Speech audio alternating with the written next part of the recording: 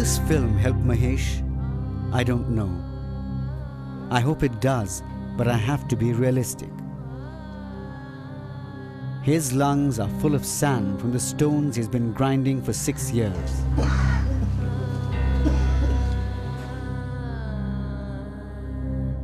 Fine particles of crystalline silica piling up in his weakening lungs like the sands of time in a deadly hourglass. 4 months ago, his body gave up. Now, even if he never inhales silica dust again, he's already taken in enough to kill him.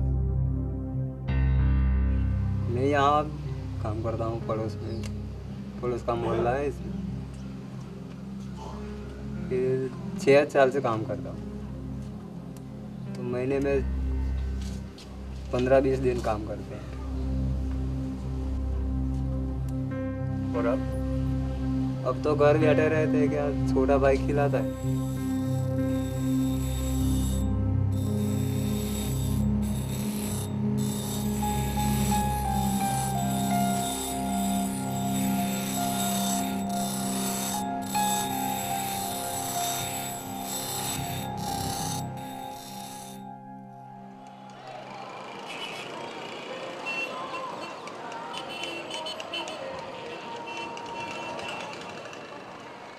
Cambay, or Khambat as it's called in Gujarat, a bustling town full of busy roads and bylanes.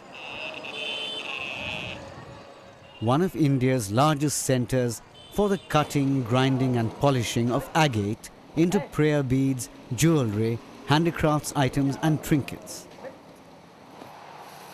Primarily a cottage or household industry, agate processing gives direct employment to about 15,000 people and earns millions of rupees in the domestic and international markets.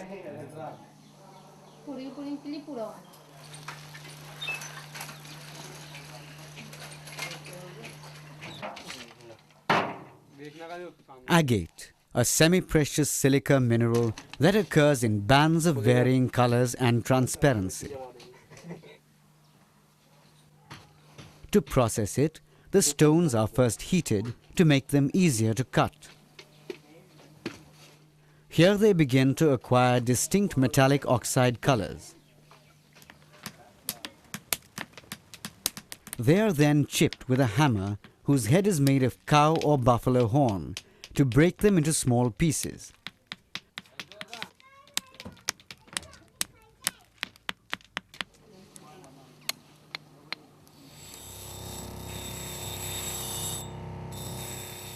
The broken pieces are ground into finer shapes. The grinding wheels are motorized, but the machines themselves are not automated. The fine dust flies as the stones are held by the worker against the grinding wheel to achieve the grinding.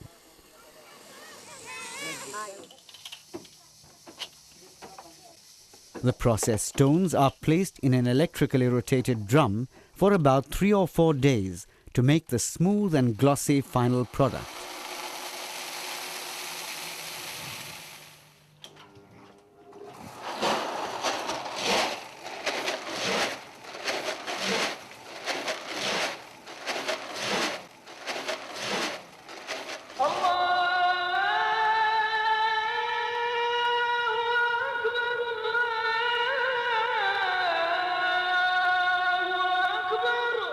Khambat's association with agate processing is said to go back 4,000 or 5,000 years.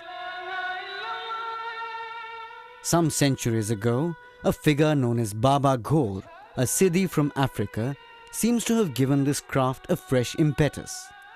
Even today, agate workers in the thousands visit his shrine at Jagadhir to pray for success and to collect the stones that are found in its vicinity.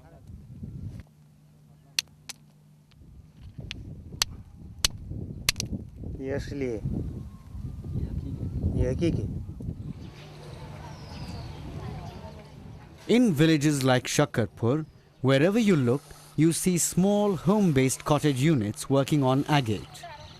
But this widespread source of employment brings the average worker only between 15 and 20 paise a stone, or in other words, just 20 to 25 rupees a day. The fringe benefits: tuberculosis, fibrosis, emphysema, respiratory failure, life-threatening consequences of breathing in the insidious silica dust. The doctors will write any one of these on the medical record. And then, when even breathing becomes a torture, they'll put them all together and give the whole deadly package a name: silicosis.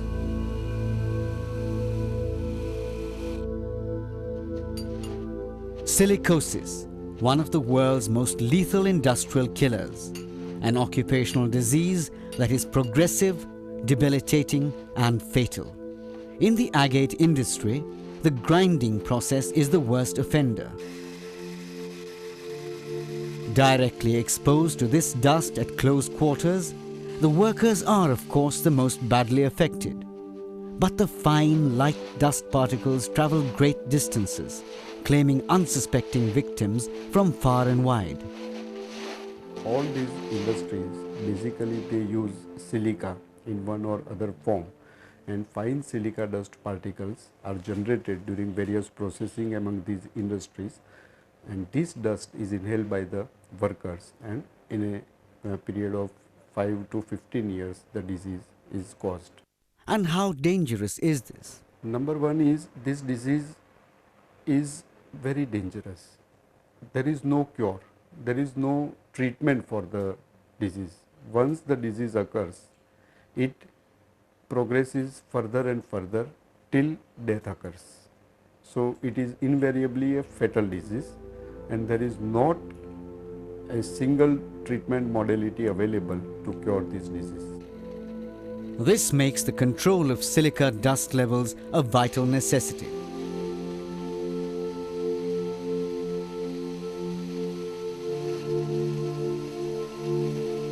Sadly, where permissible dust in the air is 5 micrograms per cubic meter of air, recent studies by the National Institute of Occupational Health reveal that Shakarpur has 25 to 27 micrograms per cubic meter of air. Naturally, this has had devastating consequences.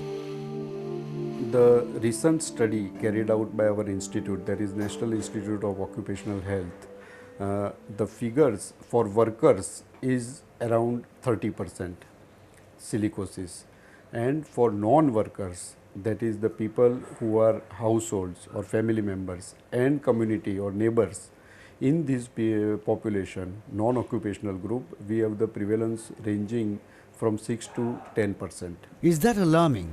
It is alarming. It is very, very alarming. For many, that alarm has been a death knell, as silicosis claims victim after victim.